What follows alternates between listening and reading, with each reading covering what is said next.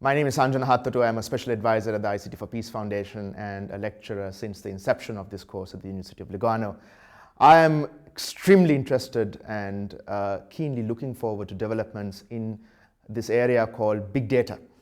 It means many things to many people and there's no accepted definition, but for me what it means is that the world we are living in today is awash with data from telecommunications companies, from the information that we choose to provide to platforms like Twitter, location-aware services like Foursquare, and the ubiquitous Facebook.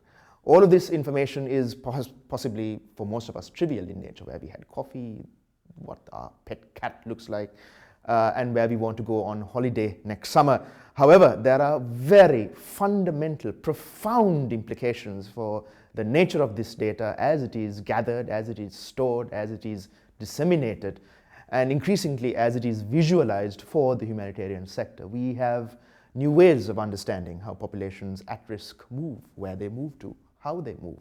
We have very interesting ways of looking at gender disaggregation, how women and children in certain areas, in certain contexts are more at risk and what they do.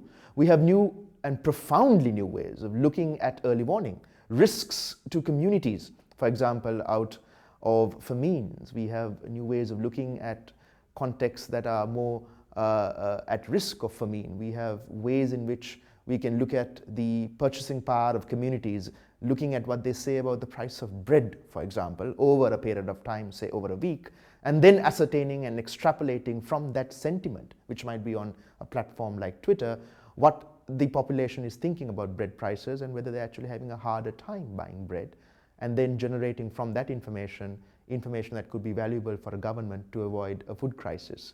So there are new ways of looking at information that is all around us. Governments, the United Nations system, institutions like the ICT for Peace Foundation, and myself in my own work as an activist, we are finding new ways of using this, of generating this importantly from communities who might not have been able to generate it even a few years ago because they didn't have access to the technology. So there's a fundamental revolution as we speak. It's multifaceted. It's technological in one sense, but I'm not talking about a technological determinism. I'm talking about communities, individuals, women, children, populations at risk, taking into their own hands their future and generating information that can help save them, protect them, and if the United Nations systems and governments around the world are more keenly and acutely aware of this information, possibly in our lifetimes, we can take decisions, we can make policies, we can help save lives more so than ever before in human history, and I'm very excited about that.